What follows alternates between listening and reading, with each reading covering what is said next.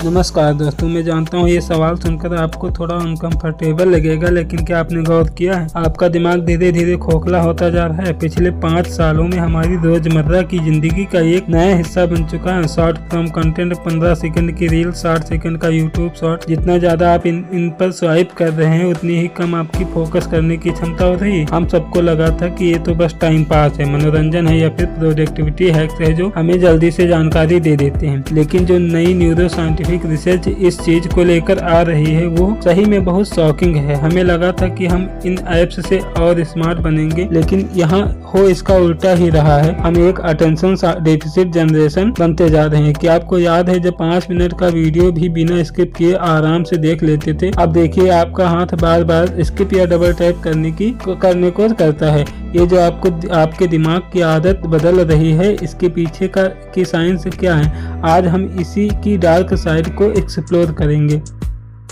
दोस्तों, जब भी कोई नई टेक्नोलॉजी आती है उसको लेकर डर हमेशा से रहा है, जैसे AI और चैट GPT के साथ हुआ।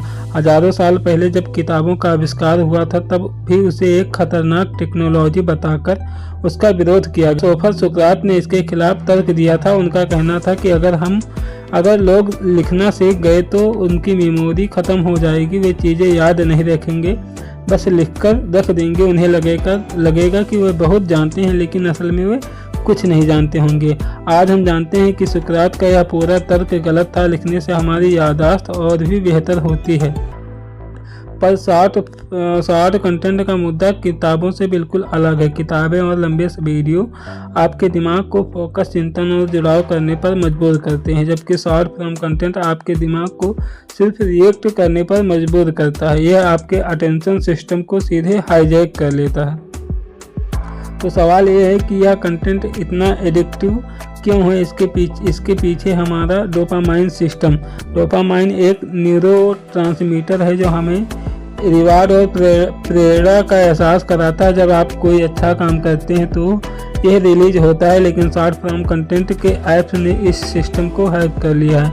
हर नया स्वाइप, हर नया वीडियो एक छोटा सा डोपामाइन हिट देता है, लेकिन यह डोपामाइन सिर्फ कंटेंट की वजह से नहीं मिलता, यह मिलता है सरप्राइज की वजह से। आपको नहीं पता कि अगला वीडियो कैसा होगा, मज़ेदार, डरावना या जानकारी से भरा या अनिश्चित। बिल्कुल कैसीनो से स्लॉट मशीन की तरह काम करता है। कैसीनो में आपको हर बार पैसा नहीं मिलता, लेकिन आप बार बार बटन दबाते हैं क्योंकि शायद अगली बार मिल जाए। इसी तरह हम अनलिमिटेड स्क्रॉल करते रहते हैं क्योंकि हमें एक परफेक्ट वीडियो की उम्मीद रहती है।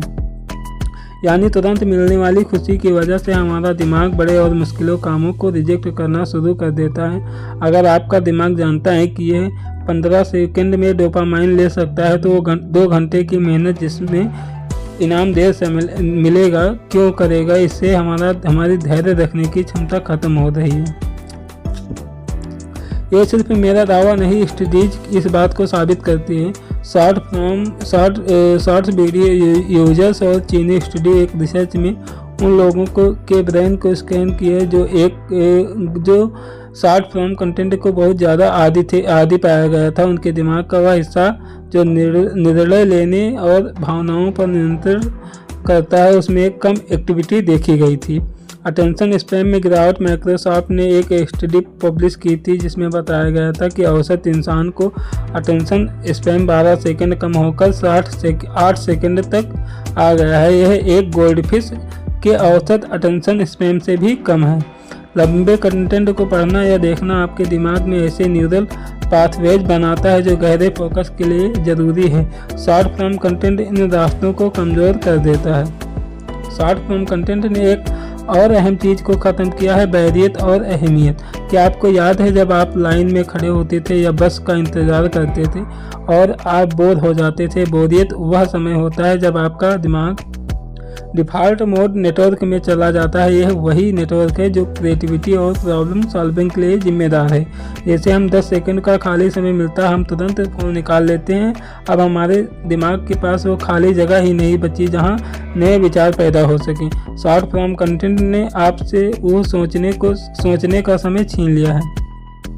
इन प्लेटफॉर्म्स के एकमात्र मकसद है आपका समय और ध्यान चुराना। एल्गोरिदम आपको वही दिखाता है जो आपको पसंद है या जो आपको गुस्सा दिलाता है। इसे कहते हैं फिल्टर बबल। आप सिर्फ वही सुनते हैं जो आप सुनना चाहते हैं। इससे आपकी क्रिटिकल थिंकिंग यानी तर्क करने की क्षमता कम हो जाती है, क्योंकि आप दूसरे नज़रिए को सुनने के लिए तैयार ही नहीं होते। तो समाधान क्या है? पूरी तरह बहिष्कार करना मुमकिन नहीं है। समाधान है सजग इस्तेमाल। 40 मिनट का नियम, दिन में कम से कम एक बार कोई भी एक काम पढ़ना या सीखना बिना किसी रुकावट के लगातार 40 मिनट तक करें। जब बोर हो तो तुरंत फ़ोन न उठाएं। अपने फ़ोन को ग्रे स्केल यानी ब्लैक एंड वाइट मोड पर रखें। इससे रंगों का आकर्षण कम होगा और आप कम फ़ोन चलाएंगे। हर छोटे वीडियो के बाद खुद से पूछें, मैंने इससे क्या सीखा? अगर जवाब नहीं है तो वो समय की बर्बादी थी। दोस्तों, हमारा एक दिमाग एक मांसपेशी की तरह है। आप इसे जितना ज़्यादा चैलेंज दोगे यह उतना ही बेहतर काम करेगा। हमें टेक्नोलॉजी की सुविधा भी चाहिए और अपने दिमाग की धार भी। इस वीडियो के देखने के बाद तुरंत किसी दूसरे शॉर्ट वीडियो पर न जाएं। फ़ोन को एक तरफ रखें और सिर्फ 5 मिनट तक इस बारे में सोचें कि आपका कीमती समय कहाँ जा रहा है। फिर मिलते हैं अगले वीडियो में। बहुत बहुत धन्यवाद। चैनल को सब्सक्राइब करके वीडियो को लाइक करें।